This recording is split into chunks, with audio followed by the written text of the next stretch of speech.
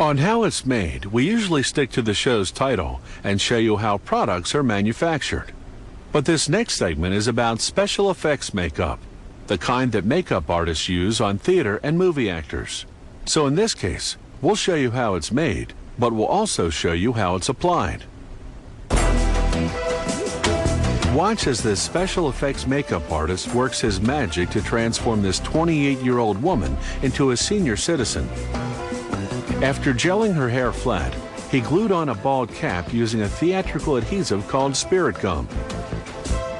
He protects her eyebrows and eyelashes with petroleum jelly, then covers her face in alginate, a material generally used to take dental impressions. Then he applies wet plaster bandages. After 25 minutes, the materials harden into a mask. Now he lines it with plaster. In a half hour, the plaster hardens into a perfect replica of the woman's face. Like putting non-stick spray on a baking pan, he coats the model in a release agent. Then, using professional-grade plasticine, he begins to sculpt an elderly face. He smooths out the wrinkles with strong rubbing alcohol so they'll look realistic. He uses a bumpy rubber pad to give the skin an aged orange peel texture.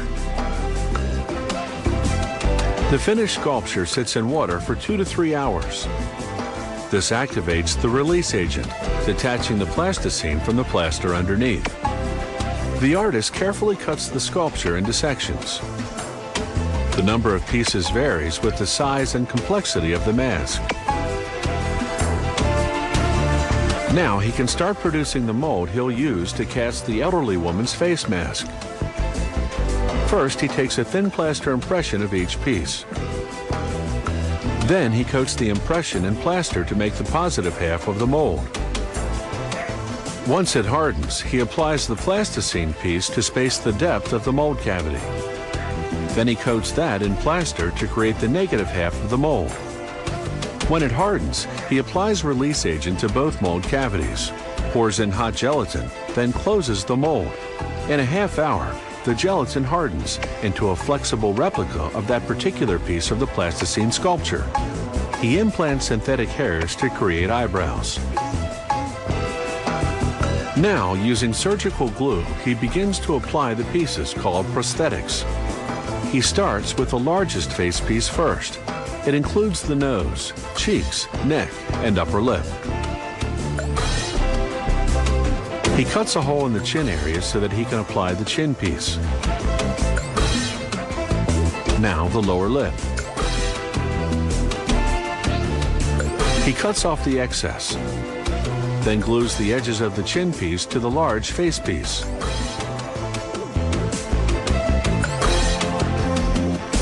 Now for the forehead. Again, he applies glue along the edges to connect it to the rest. To age the eyes, he uses contact lenses. They create a ring around the iris, a typical feature of elderly eyes. Using tweezers, he applies eye bags, again gluing the edges to the rest of the mask. And finally, some wrinkly eyelids. With the mask fully assembled, it's makeup time.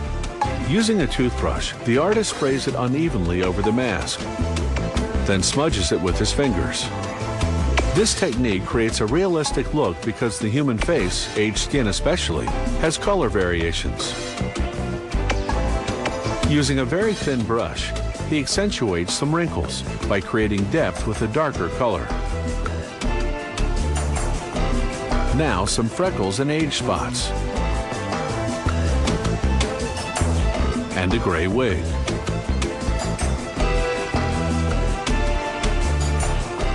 And finally, just a bit of lip color because lips dull with age.